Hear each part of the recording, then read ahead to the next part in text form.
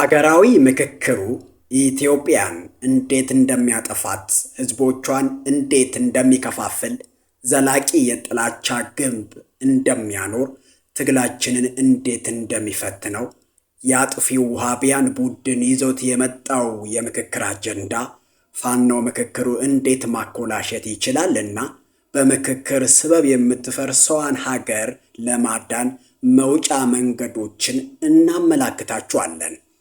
ከምር ወሳኝ ቁም ነገር ያገኙበታልና እስከ መጨረሻዋ ደቂቃ አብረውን ይቆዩ። ታዲያ ሰብስክራይብ፣ ላይክ፣ ኮሜንት፣ ሼር ቢያደርጉ ደግሞ ደስ ይለናል። እንቀጥል። የምክክር ኮሚሽን ኢትዮጵያን ሳይሆን አብይን ለማዳን ኢትዮጵያንና ኢትዮጵያዊነትን ለመፋቅ የተቋቋመ ነው። ይህን ለማሳካት ከውጭም ከውስጥም የተደራጁ ቡድኖች በጋራ እየሰሩ ነው። በምክክር ስበብ ከሐምሌ 8 ጀምሮ የአብይ አገዛዝ በምክክር ኮሚሽን ስም የራሱንና የኤምራትሶችን አጀንዳ በሚዲያ ይለቃል። አማራ ይወዳቸዋል፣ ይጠይቃቸዋል፣ ይፈልጋቸዋል፣ ይቀበላቸዋል የተባሉ በሙሉ መልስ አግኝቷል፣ መልስ ይሰጥባቸዋል የሚል ፕሮፓጋንዳ ይሰራል። ግን ሁሉም አማራን ለማጥፋት ነው። ዘረኝነት ጥንብ ናት እየተባለ ያደገው የኢትዮጵያ ሕዝብ አምርሮ ይጠላዋል የተባለው ዘርና ዘረኝነት ልናጠፋ ነው። ኢትዮጵያን የሚበታተነውን ሕገ መንግሥትና አንቀጽ ልናወጣው ነው፣ ልናሻሽለው ነው የሚሉ አጀንዳዎች ባናት ባናቱ በሚዲያ ይሰራጫሉ። በቋንቋና በማንነት ላይ የተመሰረተው ፌዴራሊዝም ቀይረን በኢኮኖሚና በጂኦግራፊና በህዝቦች አንድነት ላይ የተመሰረተ ፌዴራሊዝም ልንከተል ነው የሚባለው አጀንዳ ይራገባል። አዲስ ፕሬዝዳንታዊ ስርዓት ልንከተል ነው ብላብላ አጀንዳዎች በኢትዮጵያ ህዝብ ላይ እንደ ጉድ ባናት ባናቱ ሊለቀቁ ነው። ከሐምሌ 8 ጀምሮ አትወዛገቡ፣ አትደንግጡም ለማለት ነው። ህሊናቸውን በሙሉ በገንዘብ የሸጡ ፋኖ የነበሩ ከብልጽግና እህት ፓርቲው አብን ጋር ሆነው የአማራን ጥያቄ ይዘናል፣ ጥያቄዎችም እነዚህ ናቸው እያሉ ሲመክሩ አልፎም አማራን ወክለው ሲፈርሙ ታዩ ይሆናል። አትገረሙ። በምክክሩ ኮሚሽን ተጽዕኖ ዮሐንስ ቧያሌው፣ ክርስቲያን ታደለን ጨምሮ በመቶ የሚቆጠሩ የህሊና እስረኞች ከስር ሲፈቱ ታዩ ይሆናል። የተፈቱትም ምክክር ኮሚሽን ገብተው ሲከራከሩ ልትመለከቱ ይሆናል። አትገረሙ። አብይ ለስልጣኑ ሲል የማያደርገው የለምና። ባሊዶሮ አማራን እንደ ዶሮ እያነቁ የሚይዙ የአብይ ቡድኖች ወይ ተያዙ ይባላሉ ወይ ማነቃቸውን እንዲያቆሙ ይደረጋሉ።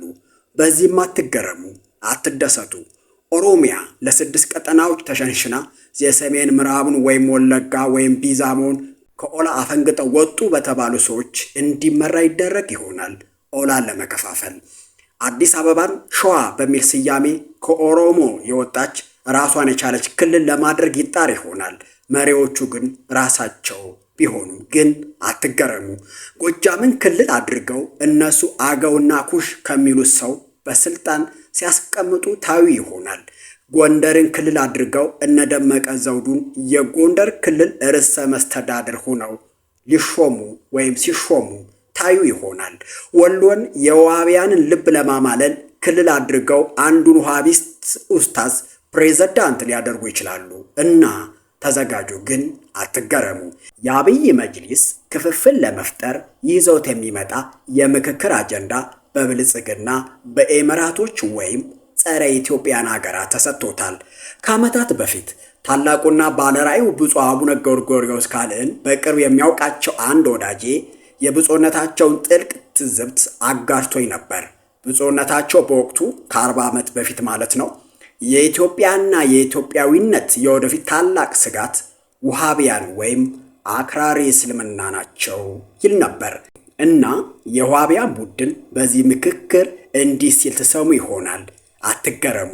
አስቀድመን ልንነግራችሁ ነውና ዓለም በግልጽ የሚያውቀውን እውነተኛ የኢትዮጵያ ታሪክ በመበረዝ አዲስ የፈጠራ ታሪክ እንዲጻፍ አጀንዳ ሲሰጡት ሰሙ ይሆናል።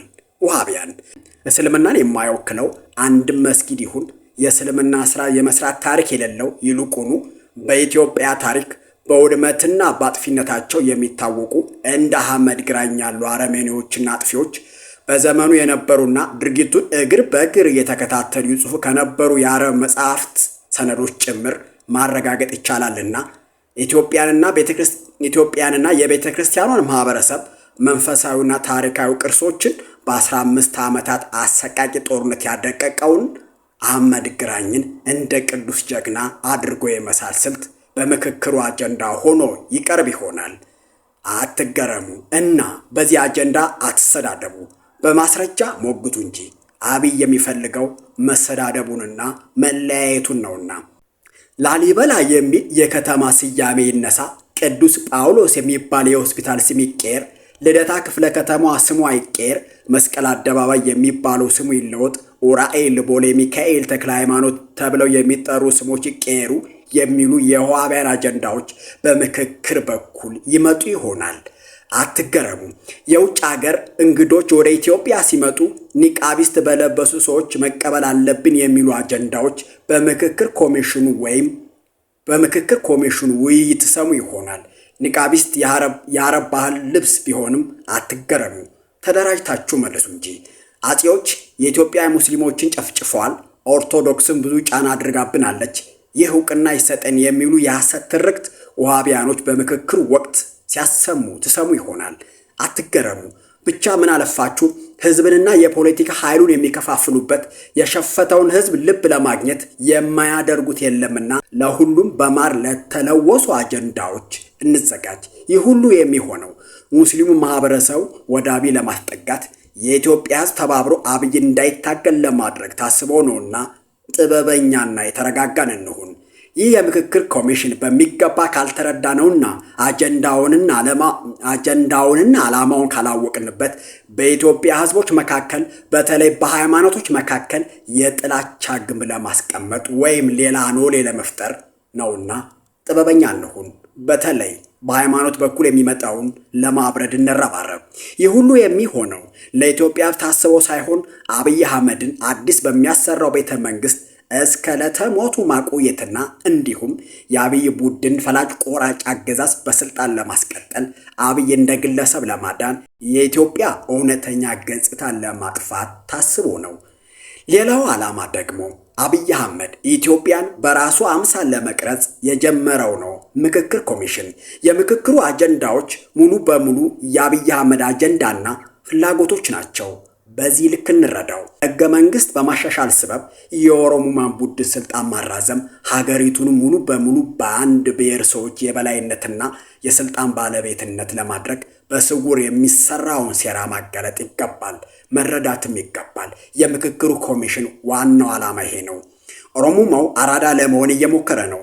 አማራ ክልል ዋና መሪዎች ሙሉ በሙሉ ኦሮሞዎች ናቸው ወይም በግማሽ ኦሮሞዎች ናቸው፣ ካረጋ ከበደ ውጭ ማለቴ ነው። በጋምቤላም፣ በደቡብም፣ በትግራይ፣ በሶማሌ በሁሉም ቀጠናዎች የኦሮሞ ማንነት ያላቸውን ሰዎች በመሾም ሀገሪቱን በስልት ለመቆጣጠር እየተጣረ ነው። ይህም ዋናው ምክክር ኮሚሽን ነው።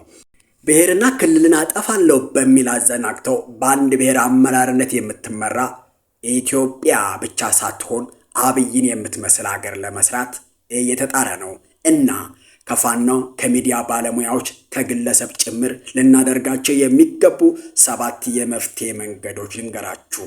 አንድ ታሪክ ተኮር የምርምርና የሥነ ጽሑፍ ሥራዎች ላይ ማተኮር ይገባል።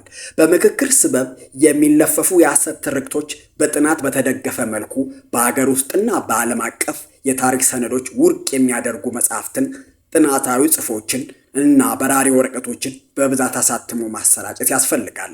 ምሁራን ተዘጋጁ። እንዲያውም እውነተኛውን ታሪክ የምንገልጽበት ጊዜ ነውና እንጠቀምበት። ሁለተኛ፣ መገናኛ ብዙሃንን ለግንዛቤ ማስጨበጫ መጠቀም ይገባል።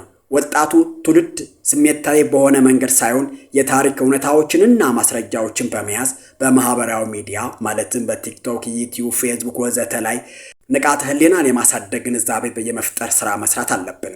እንጠቀምበት። ወጣቶች ሀገርን፣ ታሪክን፣ እሴትን ለመጠበቅ ተዘጋጁ። በአልጎሪዝሙ በደንብ ተሳተፉ። ሶስተኛ፣ ከነባሩ ሰላማዊው የሀገር በቀል እስልምና ጋር ተባብሮ መስራት ይገባል።